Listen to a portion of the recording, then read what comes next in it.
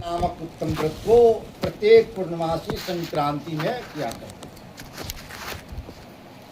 उनके पास साधु नामक वैश्य आते हैं। वह सेठ जी का नाम ही साधु था और उनसे प्रार्थना करते हैं राजा जी। उस समय इस देश का नाम आर्यावर्त था और यहाँ की वाणी संस्कृत है, देववाणी कही जाती है। उनसे कहते हैं कि मर्थम कुरुसे राजन भक्ति युक्ते इंचे सह प्रकाशम कुरुतस्रम श्रोतमिच्छामि संप्रतम। सेठ जी राजा जी से प्रार्थना करते हैं, कहते हैं कि हे राजन, यह आप कौन सा व्रत कर रहे हैं? इस व्रत का क्या नाम है, क्या पुण्य है, क्या फल है, सो विस्तार पूर्वक आप हमसे कहो। राजा ने कहा कि देखो सेठ, यह सत्यनारायण नामक उत्तम व्रत है। इस व्रत को जो जिस भाव से करते कराते हैं उनकी वैसी इच्छा सत्यदेव जी पूर्ण कराते हैं, इसमें कोई संशय नहीं। परंतु सच्चे हृदय से श्रद्धा एवं विश्वास पूर्वक मन को एकाग्र करके कथा को श्रवण करना चाहिए। तदंतर सेठ जी मन में संकल्प लेते हैं प्रसाद ग्रहण करने के पश्चात कि जब हमारे घर में कोई औलाद पैदा लेगा तो मैं भी सत्यनारायण नामक उत्तम व्रत प्रत्येक पूर्णमासी संक्रांति में करूंगा। और यह शुभ समाचार सेठ जी अपनी प्यारी पत्नी लीलावती को अवगत कराते हैं। 10वें मासी वेतस्याह कन्या रत्नम जायते दिने दिने साविवृद्धे शुक्ल पक्षे यथाश्री नामना कलावती चेती तन्माकरणम कृतम। कुछ दिनों के बाद लीलावती गर्भवती होती है और 10वें महीने में लीलावती की गर्भ से एक सुंदरी कन्या जन्म लेती है। नामकरण संस्कार भी कलावती रख दिया जाता है, परंतु दुर्भाग्यवश सेठ जी व्रत को टालते जाते हैं, अब करेंगे और कलावती अपने पिता के घर में इस प्रकार बढ़ने लगती है जैसे शुक्ल पक्ष की चंद्रमा सुशोभित होती है। ऐसा ही वो सुंदरी थी, गुणवती थी, पढ़ने लिखने में बड़े चतुर थी, चित्रकारी इत्यादि बनाया करती थी। और जब विवाह के योग्य हो जाती है तो सुंदर वैश्य बालक को ढूंढ के ले आते हैं और विवाह संस्कार करा करके दामाद जी को घर जमाई के रूप में रख लिया जाता है। परंतु दुर्भाग्यवश विवाह के समय भी व्रत नहीं कर पाते, जिससे भगवान बड़े असंतुष्ट होते हैं, दुखी होते हैं और दंडित करते हैं कि हे सेठ, तुमने गछा हुआ व्रत को नहीं किया, इसलिए जाओ दारुण दुख की भागी बनो। और कुछ दिनों के बाद जब वह सेठ जी और उनके दामाद जी व्यापार हेतु रत्नसारपुर नगर को चल देते हैं और राजा चंचूड़ की राज्य में व्यापार करने लगते हैं। रत्नसारपुर नगर अर्थात आज का बंबई, समुद्र से ही रत्न निकलती थी और वहाँ पर व्यापार करने लगते हैं। अब राजा के सिपाही आए और आयकर अर्थात इनकम टैक्स नहीं देने का अपराध में हाथ पैर बांध देते हैं सेठ जी का और राज्य कोष में सारा धन जमा करा लिया जाता है। सेठ जी की बहुत प्रार्थना के बाद भी राजा भगवान की माया से मोहित होकर के सेठ की एक भी बात नहीं सुनते हैं। बिना विचारे ही विशाल कारागार अर्थात जेल में बंद करा देने का आदेश दे देते हैं। सारा धन राज्य कोष में जमा करा लिया जाता है। आदि व्याधि समायुक्ता चित्ते समाकुला अन्य चिंता पराभुता भ्राम च गृह गृह। और जब कुबेर भगवान विपरीत होते हैं तो स्वयं कुबेर के घर में अभाव हो जाती है। ऐसा ही दशा कलावती और लीलावती की हुई। चोरों ने सारा धन चुरा लिया, माँ बेटी भोजन के बिना भी इधर उधर घूमने लगती हैं। कलावती किसी मंदिर से सत्यनारायण नामक उत्तम व्रत सुन के आती है और अपनी माता लीलावती को अवगत कराती है कि हे माता, मैं सत्यनारायण नामक उत्तम व्रत सुन के आ रही हूँ। लीलावती उन्हें डांटती है, प्रताड़ित करती है और तब जब यह कथा के विषय में बतलाती हैं तो उन्हें याद आती है कि हे पुत्री, तुम्हारी जन्म के पूर्व ही तुम्हारे पिताजी ने ऐसा ही गछ रखा था। परंतु हम सबों की दुर्भाग्यवश आज तक भी व्रत नहीं हो पाया। और दूसरे दिन बड़े भक्ति भाव से सत्यनारायण नामक उत्तम व्रत करती है, जिससे भगवान बड़े प्रसन्न होते हैं। और राजा चंद्रचूड़ को ब्रह्म मुहूर्त में स्वप्न देते हैं कि हे राजन, वह दोनों सेठ जी किसी भी प्रकार से आपका अपराधी नहीं है, परंतु दैव अपराधी होने के कारण इन्होंने इस प्रकार के दुख को पाया। अब हम प्रसन्न हैं, इसलिए जितना धन एवं रत्न लिया है इनसे उनका दुगना दे करके, क्योंकि सेठ साहूकार की संपत्ति प्रत्येक दिन बढ़ती है, उनसे दुगना रत्न दे करके उन्हें यहाँ से विदा करा देना। और ऐसा नहीं कराने से मैं तुम्हारा धन, पुत्र, राज्यपाट सब नष्ट करा दूंगा। अब प्रातः काल जब राजा जी सो करके उठे तो स्वप्न समाचार मंत्रियों से अवगत कराया, मंत्री को अवगत कराए, इस प्रकार के स्वप्न देखा है। मंत्री लोग केस को सुपरविजन किया, जांच पड़ताल किया, तो पाया वास्तविक में दोषी नहीं है। बहुत सारे धन रत्न दे करके उन्हें वहां से विदा करा देते हैं। अब सेठ जी अपने घर को चल देते हैं। इति श्री स्कंद पुराण रेवाखंडे श्री सत्यनारायण व्रत कथायाम तृतीयोध्याय। बोलिए प्रेम से सत्यनारायण भगवान की जय, आनंद कंद भगवान की जय, वृंदावन बिहारी लाल की जय, सच्चिदानंद भगवान की जय, सच्चे दरबार की जय।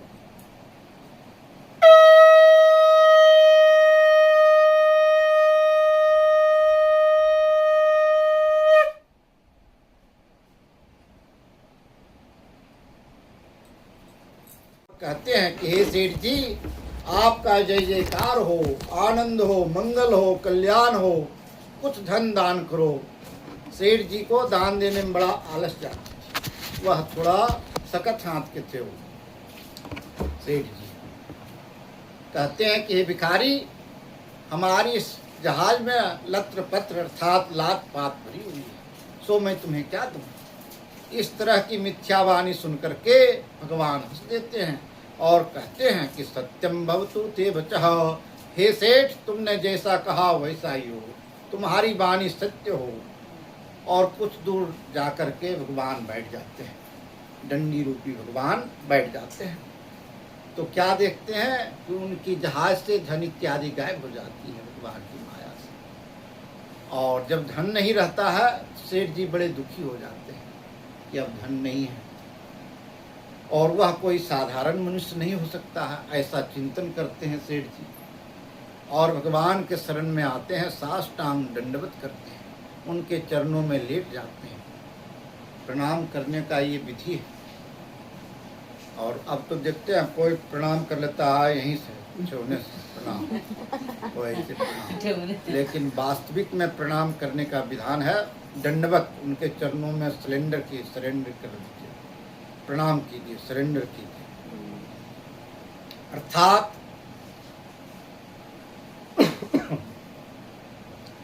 समय बदला है, सब कुछ बदल रहा है, सिस्टम बदल रहा है, लेकिन प्राचीन काल की वही विधि थी कि बड़ा बुजुर्ग को पैर छू के प्रणाम करता था, साष्टांग दंडवत करते और कहते हैं कि हे भगवान त्राहि माम करने लगते हैं। कहते हैं कि मूढ़ो हम त्वं कथं जाने मोस्तु मापि सह ममापि बुद्धिर्नास्ति एतस्मिन् जायते ध्रुवम्। अर्थात हे प्रभु, मैं मूर्ख हूँ, मैं अधम हूँ, मैं पापी हूँ, अज्ञानतावश आपकी माया को समझ नहीं सका। अब आप प्रसन्न होवे और मेरा कल्याण हो। घर जाने पर मैं आपका गच्छा हुआ व्रत प्रत्येक पूर्णमासी संक्रांति में करूँगा। बारंबार प्रार्थना करते हैं, जिससे भगवान बड़े संतुष्ट होते हैं और कहते हैं कि जाओ तुम्हारा कल्याण हो। पुनः जब जहाज के पास आते हैं तो धन इत्यादि पूर्वत पा करके बड़े प्रसन्नचित से अपने धन रक्षक दूत को बुलाते हैं सेठ जी और कहते हैं कि हे दूत, घर जाओ और कलावती लीलावती को अवगत कराना कि सेठ जी और दामाद जी बहुत सारे धन रत्नों के साथ शीघ्र ही घर को आ रहे हैं। सो वो लोग दर्शन करने हेतु आएंगे। दूत चल देते हैं और सेठ जी दामाद जी भोजन इत्यादि बना के खा पी करके आराम करके आनंद के साथ वहां चलते हैं। उस समय कलावती लीलावती सत्यनारायण नामक उत्तम व्रत कर रही थी। दूत की मुख से शुभ समाचार सुन करके बड़े प्रसन्न होती है और कथा की समाप्ति के बाद परंतु भगवान की प्रसाद को वहीं परित्याग करके पति पिता दर्शन हेतु चल देती है। जब नदी के किनारे आती है कलावती लीलावती तो क्या देखती हैं कि पति पिता जहाज इत्यादि जल में डूब जाते हैं भगवान की माया से। उस समय नाना प्रकार के विलाप करने लगती है कलावती लीलावती। जब हमारे प्राणनाथ नहीं रहे, स्त्री जाति के लिए पति ही परमेश्वर होते हैं, तो पति के खड़ाव ला करके जल में सती होने को चाहती है। उस समय आकाशवाणी हुई कि हे कलावती लीलावती, तुम प्रसाद की महिमा नहीं जानती, अभी भी समय है, घर जाओ और भगवान की प्रसाद को ग्रहण करके आओ तो तुम्हारा कल्याण होगा। वैसा ही करती है। घर से प्रसाद इत्यादि ग्रहण करके आती है तो क्या देखती है कि पति पिता जहाज इत्यादि जल से ऊपर आ गए भगवान की माया से। स्व परिवार आपस में मिलते हैं और घर आकर यह सत्यनारायण नामक उत्तम व्रत प्रत्येक पूर्णमासी संक्रांति में करते हैं, जिससे भगवान बड़े प्रसन्न होते हैं और सेठ जी का कल्याण होता है। सेठ जी इस व्रत के प्रभाव से दूसरे जन्म में राजा मरुध्वज के तन को पाते हैं, जो भगवान श्री कृष्ण की भक्ति करके दुर्लभ मोक्ष की भागी बन जाते हैं। इति श्री स्कंद पुराण रेवाखंडे श्री सत्यनारायण व्रत कथायाम चतुर्थोध्यायः। बोलिए प्रेम से सत्यनारायण भगवान की जय, आनंद कंद भगवान की जय, वृंदावन बिहारी लाल की जय, सच्चिदानंद भगवान की जय, सच्चे दरबार की जय, भारत माता की जय।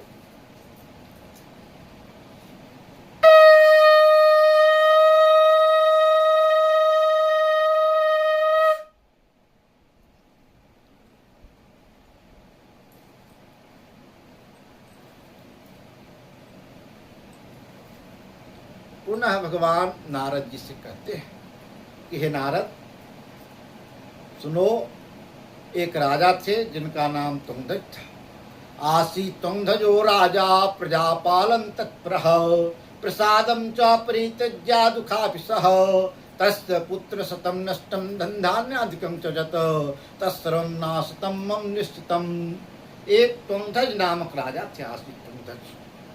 वह राजा एक दिन विशाल वन में आखेट खेलने हेतु आते हैं और विशाल वट वृक्ष के नीचे बैठे हुए थे। उनके पास कुछ ग्वाल बाल लोग बड़े भक्ति भाव से सत्यनारायण नामक उत्तम व्रत कर रहे थे। राजा उन मनुष्यों को अपने से छोटा समझ के ना ही उनके पास जाते हैं और जब प्रसाद ला के रख दिया जाता है तो उस प्रसाद को राजा तुच्छ समझ के त्याग देते हैं। हेलो, खत्म है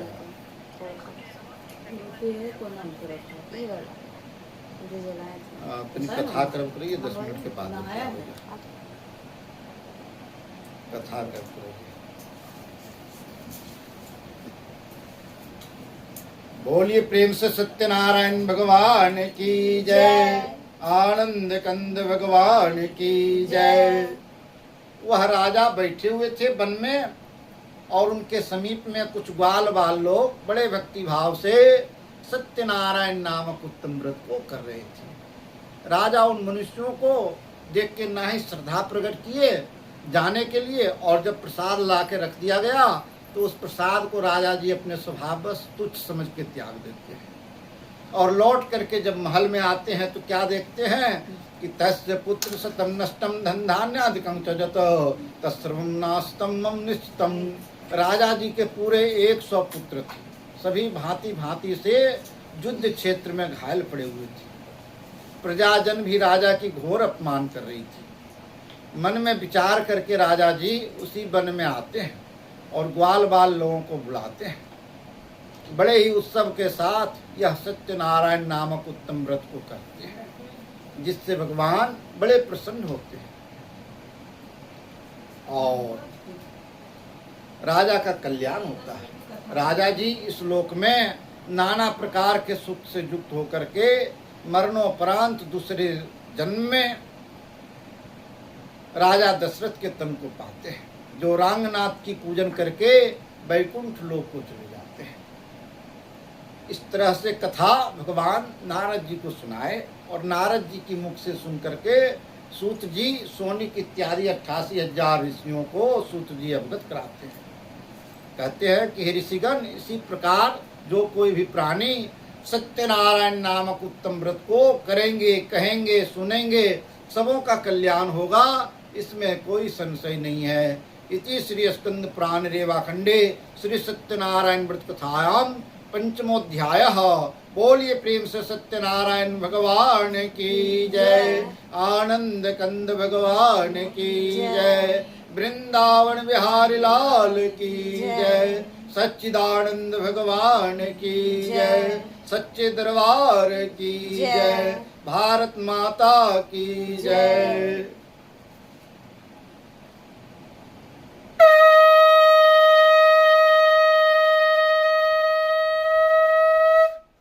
अब हवन के लिए गोइठा वगैरह जलाएंगे।